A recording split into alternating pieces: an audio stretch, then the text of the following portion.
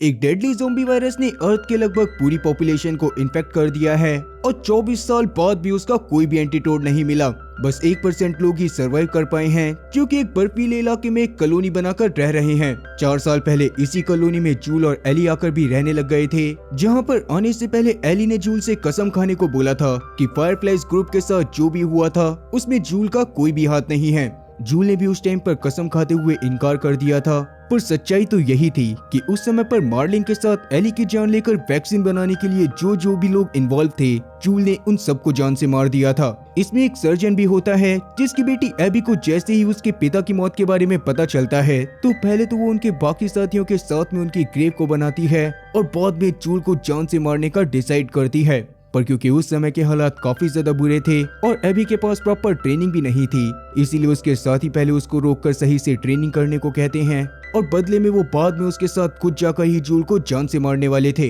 अब वैसे ही इस कहानी का सेकंड सीजन है और इसका फर्स्ट सीजन मैं ऑलरेडी अपने चैनल पर एक्सप्लेन करके डाल चुका हूँ, जिसका लिंक आपको पिन कमेंट या फिर डिस्क्रिप्शन बॉक्स में मिल जाएगा। खैर, अब इसके 5 साल बाद एली लगभग 19 साल की हो गई थी और अभी वो जैक्सन विलेज के अंदर ही अपने से दुगने आदमी के साथ लड़ाई कर रही थी, पर वो आदमी जानबूझकर लड़ाई में अपना 100% नहीं देता और एली से हार जाता है। ये सब असल में जूल की वजह से था, क्योंकि अगर धोखे से एली के ज्यादा चोट लग जाती तो ये लोग जूल को जवाब देने के लायक नहीं बचते। एली इस पर काफी ज्यादा गुस्सा होती है और उसकी बातों से समझ आ रहा था कि अब उसकी जूल से इतनी ज्यादा नहीं बनती है। अभी के टाइम तक जैक्सन सिटी भी काफी ज्यादा बड़ी हो चुकी थी और रोज ही वहाँ पर कोई ना कोई नया सर्वाइवर आता था, इसीलिए जैक्सन सिटी की काफी जगह पर नए घर बनाने का काम भी चल रहा होता है और इन सारी चीजों का सारा मैनेजमेंट जूल देखा करता था। जूल अपने घर में बैठकर अभी कुछ काम कर ही रहा होता है कि तभी वहाँ पर डीना नाम की एक लड़की आती है। वो एली की बेस्ट फ्रेंड थी और साथ ही जूल की पेट्रोलिंग टीम में भी थी। वो जूल से बातें करते हुए जानने की कोशिश करती है कि एली जूल से इतना ज्यादा नाराज क्यों थी, लेकिन जूल के हिसाब से हर बच्चे के साथ ये चीज जरूर होती थी कि वो इस उम्र में आने के बाद अपने आप को ही बड़ा मानने लगते थे और अपने माँ बाप की बात को बिल्कुल भी नहीं सुना करते थे। अब ऐसे रियलिटी में भी आजकल के टाइम पर ये चीज काफी ज्यादा चल रही है और आप लोगों में से जो भी मेरी बातों से एग्री करते हो कमेंट सेक्शन में इस बारे में जरूर बताना। अब बेशक से जूल डीना के सामने अपने आप को कितना ही बहादुर क्यों न दिखा रहा हो, पर असल में वो एली की ऐसी हरकतों की वजह से काफी ज्यादा परेशान था। उसको काफी ज्यादा अकेला फील होता था, जिस वजह से वो छुपकर जैक्सन में ही मौजूद गेल नाम की एक थेरेपिस्ट से थेरेपी भी ले रहा था। वहीं टॉमी अभी एली को अपने साथ जैक्सन के बाहर लेकर आया होता है, जहां पर वो एली को ज़ॉम्बीज़ का शिकार करना सिखाता है। एली को भी इसमें काफी ज्यादा मजा आ रहा था और एली खुद भी पेट्रोलिंग टीम में शामिल होना चाहती थी, पर टॉमी जूल की वजह से उसको साफ मना कर देता है, क्योंकि जूल कभी भी नहीं चाहता था कि एली बाहर जाकर पेट्रोलिंग का काम करे। इस बात पर एली टॉमी पर ही काफी ज्यादा भड़क गई थी, जिस वजह से फाइनली टॉमी को उसकी बात माननी पड़ती है। टॉमी को हमेशा एली को देखकर यही लगता था कि एली भी बिल्कुल जूल की तरह ही जिद्दी है। वहीं जैक्सन सिटी में रोज नए लोगों को आता हुआ देखकर टॉमी की वाइफ मारिया उनके लिए काफी ज्यादा परेशान थी। उसका खुद का भी अब बेन नाम का एक बेटा होता है, जिसको जूल काफी ज्यादा पसंद करता था। अभी के लिए मारिया जूल से जल्दी और ज्यादा नए घर बनाने को कहती है, पर जूल के कैलकुलेशन के हिसाब से वो एकदम परफेक्टली वर्क कर रहा था और वैसे ही इन बर्फीले पहाड़ों पर उनके पास रिसोर्सेज की भी काफी ज्यादा कमी थी और जूल के हिसाब से अब उन लोगों को और ज्यादा सर्वाइवर को पनाह देना बंद कर देना चाहिए था। इस बात पर तब जूल और मारिया की काफी ज्यादा बहस हो जाती है और अब टॉमी के वहाँ पर आने पर जूल वहाँ से गुस्से में सीधा अपनी थेरेपिस्ट गेल के पास चला जाता है। जाते ही जूल सबसे पहले तो उसे पेमेंट के नाम पर गांजा पकड़ा देता है, जिसके तुरंत बाद उसने वापस से गेल से एली के बारे में ही बातें करना चालू कर दिया था। अब वैसे तो जूल ने गेल को आज तक इस बारे में नहीं बताया था कि एली और उसके बीच में लड़ाई क्यों हुई थी, पर गेल समझ जाती है कि कहीं ना कहीं जूल इस बात को बहुत अच्छे से जानता है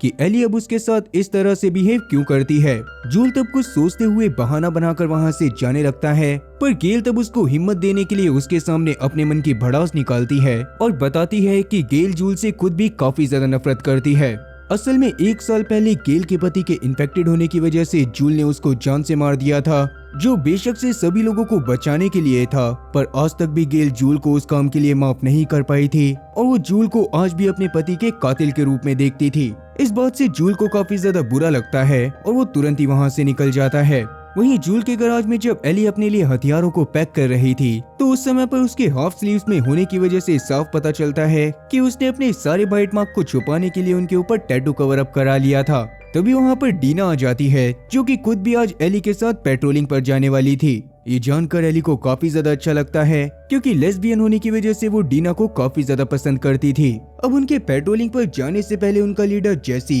कैट नाम की एक लड़की को सबका लीडर बना देता है और पेट्रोलिंग टीम का काम असल में यही होता था कि वो बाहर जाकर अपने आसपास में मौजूद सारे ज़ॉम्बीज को देखें और अगर कोई भी ज़ॉम्बी जैक्सन की तरफ आ रहा हो तो तुरंत ही वो उसको जान से मार दें। वेल, अभी के लिए जेसी डीना से काफी ज्यादा फ्लर्ट भी कर रहा होता है जिससे एली समझ जाती है कि वो दोनों रिलेशनशिप में हैं। लेकिन अभी वो इस बात पर ज्यादा ध्यान नहीं देती और अपनी टीम के साथ पेट्रोलिंग पर चली जाती है। पेट्रोलिंग के दौरान कैट सबसे आगे थी और डीना और एली बातें करते हुए पीछे पीछे चल रहे थे। असल में पहले के टाइम पर कैट और एली भी साथ में रिलेशनशिप में थे, पर उन दोनों का ब्रेकअप हो गया था। तब डीना भी एली को बताती है कि वो और जेसी भी किसी वजह से एक दूसरे से अलग हो गए थे और अब आज रात की न्यू ईयर पार्टी में डीना के साथ जाने के लिए कोई भी नहीं था। और अब क्योंकि वो दोनों ही सिंगल होते हैं इसीलिए वो दोनों ही एक दूसरे के साथ पार्टी में जाने का डिसाइड करते हैं। खैर, अभी के लिए वो लोग थोड़ा सा आगे बढ़े ही थे कि तभी अचानक से उन्हें एक जगह पर काफी सारे इन्फेक्टेड लोगों की लाशें और एक भालू की लाश दिखाई देती है जिनको बहुत बुरी तरह से मार कर खाया हुआ था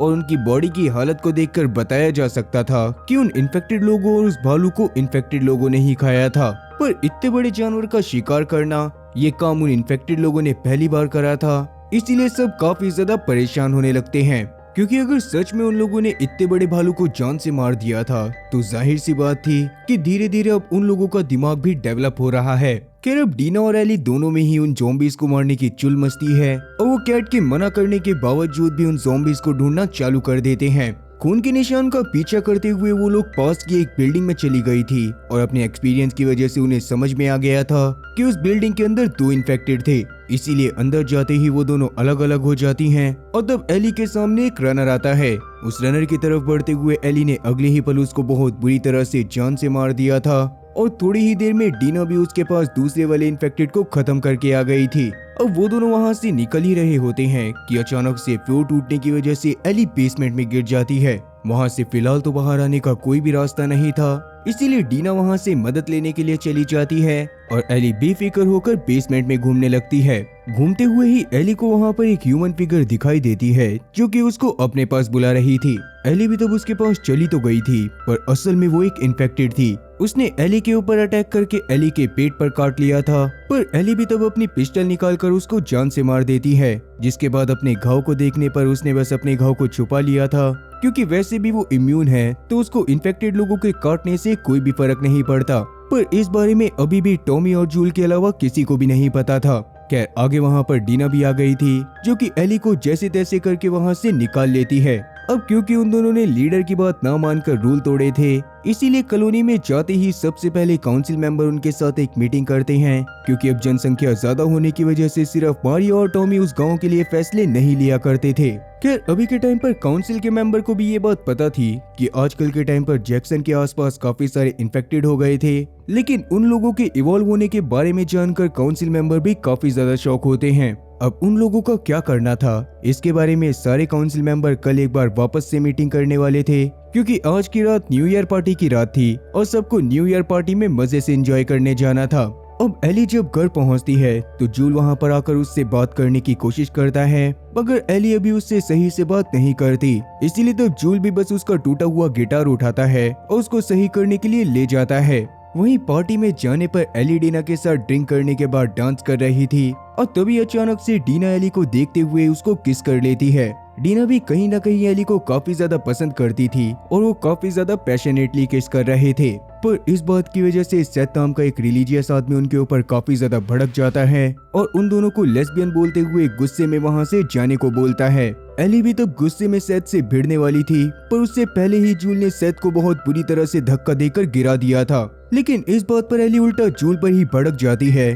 और उसको उसके मामलों से दूर रहने को कहती है। इससे जूल की भी सबके सामने काफी ज्यादा बेइज्जती हो गई थी, इसीलिए जूल भी तब वहां पर से चुपचाप मुंह लटकाकर घर पर चला जाता है। थोड़ी देर बाद जब एली घर पर आती है तब जूल उसके गिटार को लेकर बाहर ही बैठा हुआ था और जूल ने उसकी गिटार को अब तक सही कर दिया था, पर एली जानबूझकर उसके ऊपर कोई भी ध्यान नहीं देती और चुपचाप बस अपने गराज में बने रूम में चली जाती है। जूल को इससे और भी काफी ज्यादा बुरा लगा था, पर अभी वो कुछ भी नहीं कर सकता था। दूसरी तरफ जैक्सन शहर के पास ही जंगल में काफी सारे लोग खड़े होकर जैक्सन सिटी की तरफ देख रहे थे और ये लोग कोई और नहीं बल्कि एबी और उसकी टीम होते हैं। एबी भी अब तक काफी ज्यादा ट्रेंड हो चुकी थी और अभी वो अपने साथियों के साथ जूल को खत्म करने के लिए आई थी। अब अभी के टाइम पर क्योंकि रात थी इसीलिए जैक्सन शहर उनको काफी ज्यादा छोटा लग रहा था। पर सुबह होने पर जब वो लोग पास की पहाड़ी से जैक्सन शहर में मौजूद सारी सुख सुविधाओं को देखते हैं तो उन लोगों के दिमाग के तो एकदम तार हिल जाते हैं। वो गांव सच में काफी ज्यादा बड़ा था और उस गांव के अंदर जाकर जूल को पकड़ने की हिम्मत अभी किसी में भी नहीं बची थी,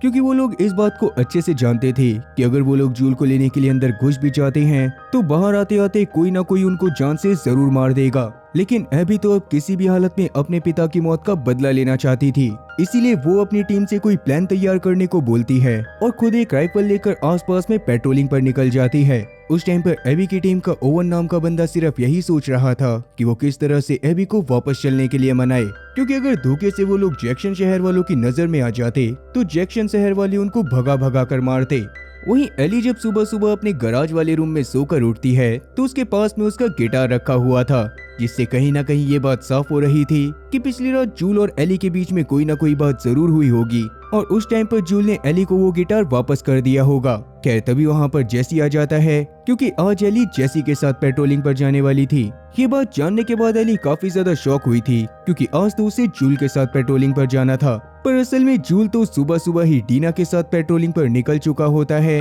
क्योंकि एली खुद उस समय पर सो रही थी और जूल किसी भी हालत में उसकी नींद को खराब नहीं करना चाहता था। खैर अभी के लिए एली को ये भी लग रहा था कि शायद जेसी उससे काफी ज्यादा नाराज होगा, क्योंकि पिछली रात डीना और एली ने एक दूसरे को किस करा था। लेकिन उन दोनों के ब्रेकअप के बाद से जेसी और डीना को एक दूसरे से कोई भी मतलब नहीं रह गया था और वो दोनों ही अपनी अपनी लाइफ में काफी ज्यादा खुश थे। अभी के लिए एली जब तैयार होकर जेसी के साथ शहर में निकलती है तो वो देखती है कि शहर में जोरों शोरों से तैयारियां चल रही थी। असल में जैक्सन शहर के पास एक काफी सारे ज़ॉम्बीज़ की फौज को देखा गया था, जो कि पूरी तरह से स्मार्ट इन्फेक्टेड थे और उनके अंदर सोचने समझने की भी ताकत थी। हो सकता था कि वो आगे चलकर जैक्सन शहर के ऊपर भी हमला कर दें, इसीलिए जैक्सन शहर के लोग पहले से ही इस चीज की तैयारी में लग गए थे। टॉमी ने भी नॉर्मल पीपल के लिए डाइनर में एक मीटिंग बुलाई थी, जहां पर जाने पर वो सभी लोगों को जैक्सन सिटी के रूल्स वापस से याद दिलाता है। अगर कभी भी गांव के ऊपर ज़ॉम्बीज़ अटैक होता था तो सबसे पहले तो लड़ने वाले लोगों को ज़ॉम्बीज़ के ऊपर अटैक करना था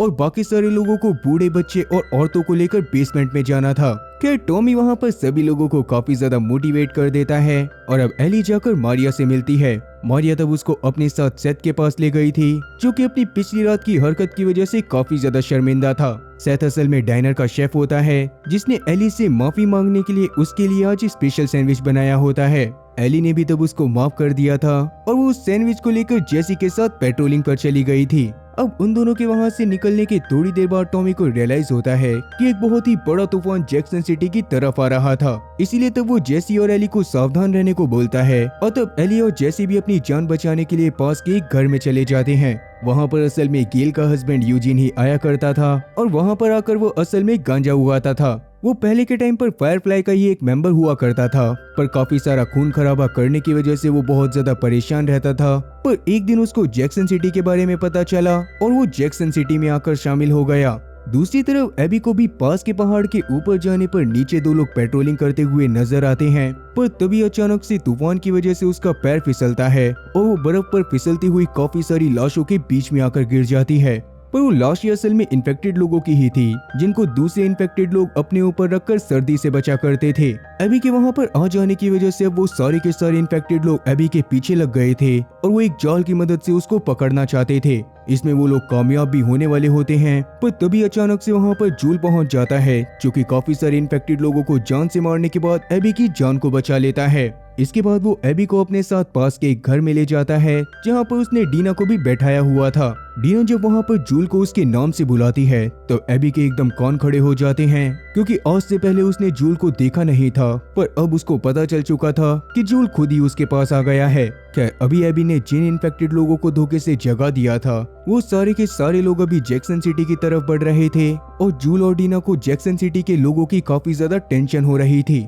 तब एबी उन्हें अपने साथियों के बारे में बताती है, जो कि पास के ही एक दूसरे घर में छुपे हुए थे और उनके पास काफी सारे हथियार भी थे। इसीलिए जूल भी तब डिसाइड करता है कि वो लोग एबी के साथ जाकर उसके साथियों से मिलेंगे और बाद में वो सारे के सारे लोग जाकर जैक्सन सिटी को बचाएंगे। तब डीना भी इसके ऊपर मान जाती है और अभी के लिए वो लोग बाहर मौजूद ज़ॉम्बीज़ को किसी तरह से चकमा देते हैं और वहां पर से अपने घोड़ों पर बैठकर एबी की बताई लोकेशन की तरफ जाने लगते हैं। अब जैसे ही इन्फेक्टेड लोगों के आने के बारे में टॉमी और मारिया को पता चलता है तो तुरंत ही वो अलार्म्स को बजा देते हैं और तब सारे के सारे बूढ़े बच्चे बेसमेंट में जाने लगते हैं। अभी तक जेसी और एली को भी इस बारे में पता चल गया था कि जूल और डीना की कोई भी खबर नहीं है, इसीलिए वो दोनों भी अलग अलग होकर डीना और जूल को ढूंढने के लिए निकल जाते हैं। अब बढ़ते हुए इन्फेक्टेड की तरफ टॉमी अपने साथियों के साथ एक से एक खतरनाक हमले कर रहा होता है, जिस दौरान काफी सारे इन्फेक्टेड तुरंत मारे जाते हैं। और उस सारे के सारे इन्फेक्टेड सच में काफी ज्यादा समझदार थे और उन्हें जल्दी ही समझ आ गया था कि जैक्सन शहर की कौन सी तरफ की दीवार काफी ज्यादा कमजोर है।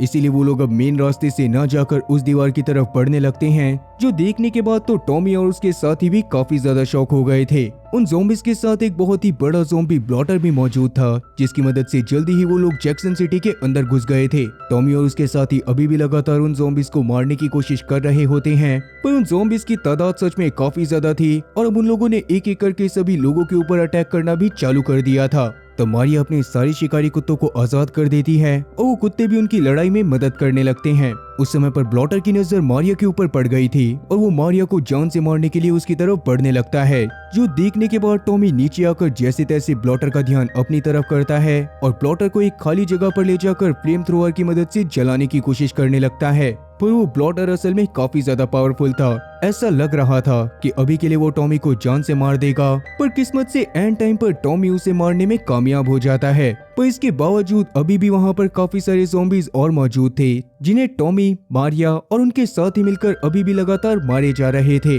दूसरी तरफ जूल और डीना भी अभी एबी के साथ एबी के साथियों के पास पहुंच जाते हैं, पर उन्हें नहीं पता था कि ये सब एबी की बस एक चाल थी। अंदर जाने के बाद एबी ने तुरंत ही सभी लोगों को जूल के नाम के बारे में बता दिया था और जैसे ही सब लोगों को पता चलता है कि उनके सामने खुद जूल मौजूद है तो वो सबसे पहले तो डीना को बेहोश करते हैं और बाद में एबी तुरंत ही एक शॉटगन उठाकर जूल के पैर पर शूट कर देती है। तब एबी ने जूल को बता भी दिया था कि असल में वो उसी सर्जन की बेटी है जिसको आज से 5 साल पहले सॉल्ट लेक के पास जूल ने फायरफ्लाई के ग्रुप में शूट करके जान से मारा था। उसके बदले की आंख को देखने के बाद जूल उसको यही सजेस्ट करता है कि वो जल्दी से जल्दी उसको जान से मार दे, पर एबी तो उसको काफी ज्यादा तड़पा कर मारना चाहती थी। वो अपनी साथी मेल की मदद से जूल के घाव पर एक इंजेक्शन लगवाती है ताकि उसका खून धीरे धीरे बहे और इसके बाद वो बहुत बुरी तरह से गोल्फ स्टिक की मदद से जूल को मारने लगती है। उसने जूल को बहुत ब्रूटली टॉर्चर करा था, जो देखकर तो एबी के टीम वाले खुद भी काफी ज्यादा डर गए थे। खैर अब तक बाहर एली भी अपने घोड़े पर पहुंच गई थी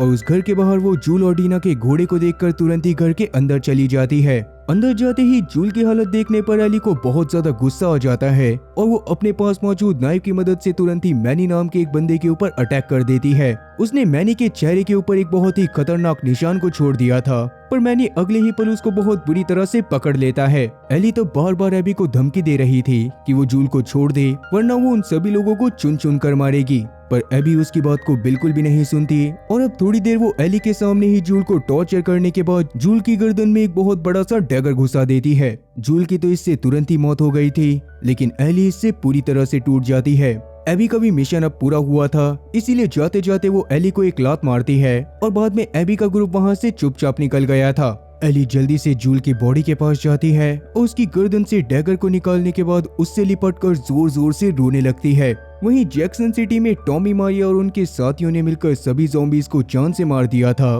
पर वहाँ पर काफी सारी चीजें बर्बाद हो गई थी और बहुत सारे लोग मारे भी गए थे और इसी बात की वजह से वो दोनों काफी ज्यादा परेशान थे। वहीं जैसी भी थोड़ी देर बाद एली के पास पहुंच जाता है और एली को भी जैसे तैसे संभालने के बाद वो जूल की लाश को उसके साथ शहर में ले आता है। जूल की मौत के बारे में पता चलने के बाद टॉमी खुद भी काफी ज्यादा परेशान हो गया था और अभी वो जूल के हाथ में उसी घड़ी को नोटिस करता है जो कि फर्स्ट सीजन की शुरुआत में सारा ने जूल के लिए सही करवाई थी। जूल की मौत का सबसे ज्यादा गम एली को पहुंचा था, जिसकी वजह से वो बहुत बुरी तरह से ट्रॉमाटाइज्ड हो चुकी होती है और हॉस्पिटल में भी वो बहुत जोर जोर से चिल्लाने लगती है। बहुत मुश्किल से डॉक्टर उसको काबू में लेकर आते हैं और जूल की मौत के 3 महीने बाद तक एली को सिर्फ हॉस्पिटल में रखा जाता है। 3 महीने बाद वो थोड़ा सा रिकवर कर चुकी थी और उसका गुस्सा भी थोड़ा सा शांत हो गया था, इसीलिए अब एली को डॉक्टर की तरफ से डिस्चार्ज कर दिया जाता है पर एली को अब गेल के पास जाकर उससे बात करनी पड़ेगी और गेल को भी प्रूव करना पड़ेगा कि एली का दिमाग अब पूरी तरह से स्थिर है और घर पर जाकर वो अपने साथ कुछ गलत करने की कोशिश बिल्कुल नहीं करेगी।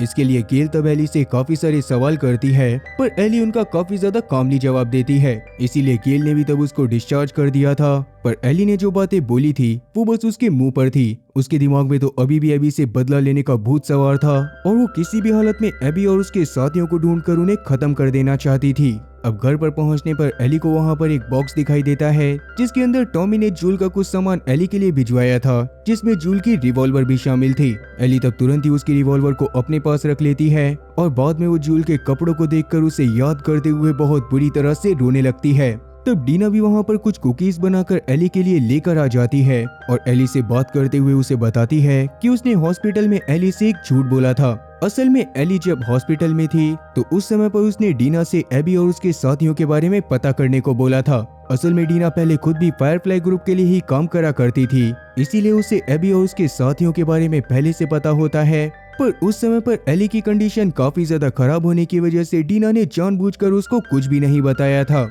ये बात जानकर एली को शुरुआत में तो काफी ज्यादा गुस्सा आता है, पर कहीं ना कहीं वो डीना की सिचुएशन को समझती है और बाद में उससे एबी और उसके साथियों के नाम के बारे में पूछने लगती है। डीना तब एली को उन लोगों के बारे में सारी चीजें अच्छे से बता देती है, जिसमें ये बात भी शामिल थी कि एबी और उसके साथी बहुत पहले ही फायरफ्लाई ग्रुप को छोड़ चुके थे। उन्होंने सिएटल में मौजूद WLF नाम के एक दूसरे ग्रुप को ज्वाइन कर लिया था और इसीलिए अब एली को उन्हें खत्म करने के लिए सिएटल में जाना पड़ेगा। एली तब डीना तुरंत ही इस बारे में जाकर टॉमी को बताते हैं, क्योंकि उन्हें लग रहा था कि शायद टॉमी बदला लेने में उन लोगों की मदद कर सकता है। पर टॉमी अभी इसके लिए साफ इनकार कर देता है, क्योंकि अब उसके ऊपर काफी बड़े शहर की जिम्मेदारी थी। इसीलिए काउंसिल मेंबर की परमिशन के बिना वो लोग दूसरे ग्रुप के ऊपर अटैक नहीं कर सकते थे। एली भी तब इस बात को समझती है और वो अपने कंसर्न को काउंसिल के सामने रखने के लिए मान जाती है। टॉमी भी तब उसको संभालने के लिए एक बार हक करता है और उसको जूल की ग्रेव की लोकेशन के बारे में बताता है, मगर एली तो जूल की कब्र के पास सिर्फ तभी जाने वाली थी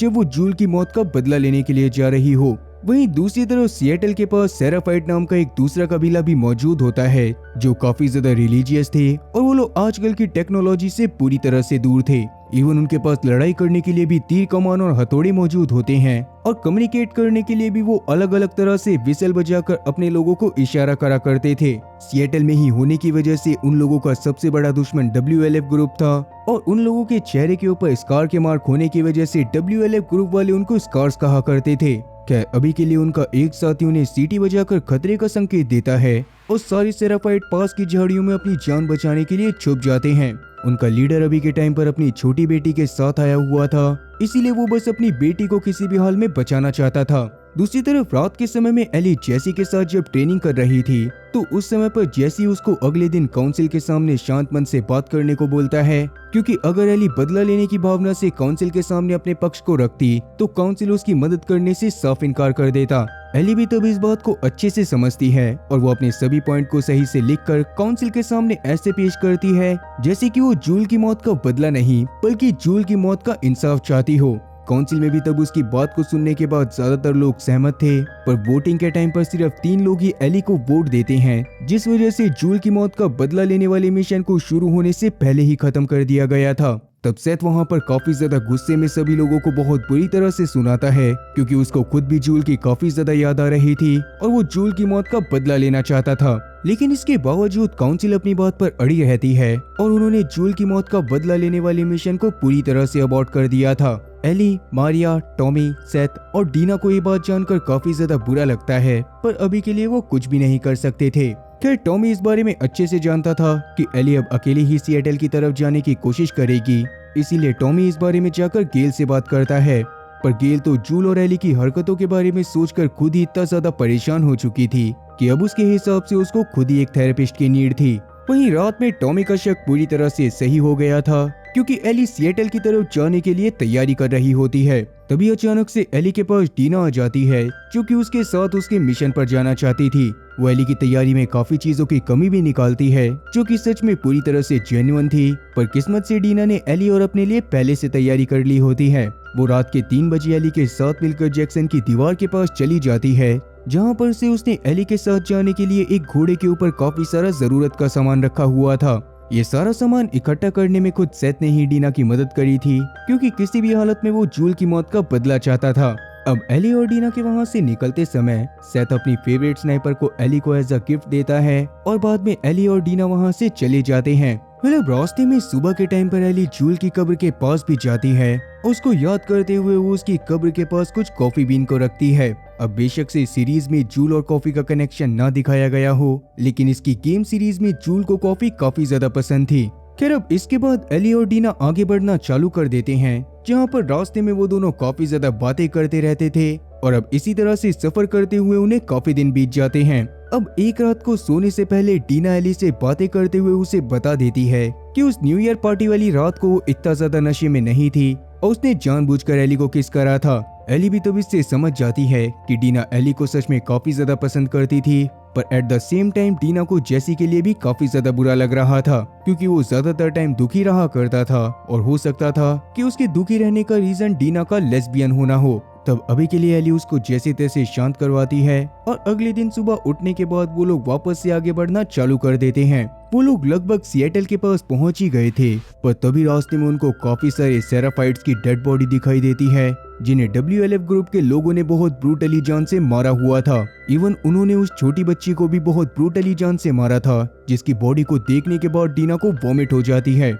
एली तब उसको एक बार वापस से संभालती है और दोनों धीरे धीरे सरकते हुए सिएटल के बॉर्डर पर पहुंच जाते हैं। लेकिन सिएटल शहर को देखने के बाद उनका दिमाग पूरी तरह से चकरा गया था, क्योंकि सिएटल शहर में काफी ज्यादा शांति थी। उसे देखकर उन्हें लगने लगता है कि शायद सिएटल शहर में इतने ज्यादा सोल्जर्स मौजूद नहीं हैं और वो बहुत आराम से अंदर जाकर एबी और उसके साथियों को जान से मार सकते थे। लेकिन सिएटल शहर के थोड़ा सा अंदर मैनी अभी एक बहुत ही बड़ी फौज को इंस्ट्रक्शन दे रहा होता है, जिनके पास काफी सारे एडवांस वेपन्स थे। इसका मतलब साफ था कि एली और डीना जल्दी ही एक बहुत ही बड़ी मुसीबत में फंसने वाले हैं। अब आप लोगों को क्या लगता है कि क्या एली अंदर जाकर एबी और उसके साथियों को ढूंढकर खत्म कर पाएगी, या वो लोग उसको पहले पकड़कर उसको भी बहुत बुरी तरह से टॉर्चर करेंगे? और बाकी एक फन फैक्ट बताता हूँ कि गेम सीरीज के दौरान डीना को जब वॉमिट हुई थी तो उस समय पर वो सीक्रेटली प्रेग्नेंट थी। तो सोचो कि अगर इस सीरीज के अंदर भी ऐसा होता है तो एली का सब कुछ जानने के बाद क्या रिस्पॉन्स रहेगा। खैर अब इन सभी सवालों के जवाब आपको इस सीरीज के नेक्स्ट पार्ट में मिल जाएंगे,